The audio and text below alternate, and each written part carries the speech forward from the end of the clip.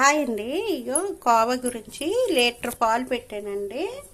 ఇవి ఇలాగ తెరులుతుంటాయి కదా, పొంగిపోకుండా ఇలా కలిపేసుకోవాలి. మధ్య మధ్యలో ఈ సైడ్కి ఇలాగ మేగడ అంటుతుంది కదా, ఇదంతా ఇలా తీసేయాలండి. చక్కగా దిగుతుంది కోవా. ఇలాగ మరిగి పైకి వస్తాయి కదండి, ఇలాగ సైడ్లో అన్నీ ఇలా తీసేసుకోవాలి. తీసుకుంటే బాగా వస్తుందండి కోవా. ఇగోటండి దగ్గరికి అయిపోయింది కదా, మనము పెరుగు తరుపుకుంటాం కదా, లైట్ పులుపు ఉంటుంది. ఆ వాటర్ వేసుకోవాలండి కొంచెము.